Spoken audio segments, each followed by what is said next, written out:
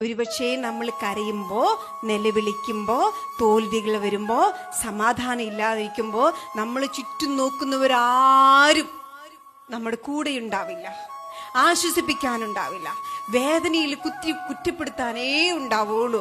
അപ്പൊ നമ്മൾ കരയും, നമ്മൾ നിലവിളിക്കും, തമ്പുരാനോട് ചോദിക്കും, എന്തിനാ തമ്പുരാനെ എന്നെ സൃഷ്ടിച്ച, എന്തിനാ എന്നെ ഇങ്ങനെ സൃഷ്ടിച്ച? ആർക്കും വേണ്ട, ആരും മനസ്സിലാക്കുന്നില്ല, ഒരു സമാധാനവും ഇല്ലാന്ന് പറയുമ്പോ തമ്പുരാൻ പറയും, കരയല്ലടി കുഞ്ഞേ, പോട്ടെ, ഒക്കെ ശരിയാവും, സങ്കടപ്പെടണ്ട, ഇത് നിന്റെ പ്രൂണിങ് സ്റ്റേജ് ആണ്.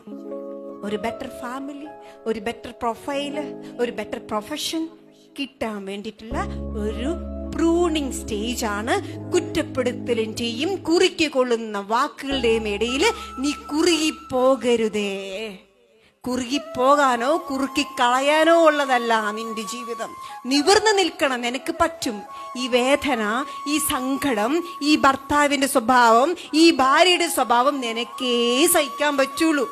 ചില സമയത്ത് നമ്മളെ ദൈവം വലിച്ചങ്ങെറിയും, വലിയ ഒരു തറയിലേക്ക് വലിച്ചെറിയും. നമ്മൾ വിചാരിക്കും, നാട്ടുകാരും വീട്ടുകാരൊക്കെ ചവിട്ടി തേച്ച് പോവാ, ഞാൻ മണ്ണിക്കിടക്കാണല്ലോ, വെയിൽ കൊള്ളുന്നു, മഴ കൊള്ളുന്നു, വയ്യാന്ന് പറയുമ്പോ കുറച്ചു കഴിയുമ്പോൾ നിങ്ങൾ അവിടുന്ന് പൊട്ടി മുളയ്ക്കും. നിങ്ങളെ പൊട്ടി മുളപ്പിക്കാൻ വേണ്ടിയിട്ടാ തമ്പുരാൻ വലിച്ചെറിയുന്നത്.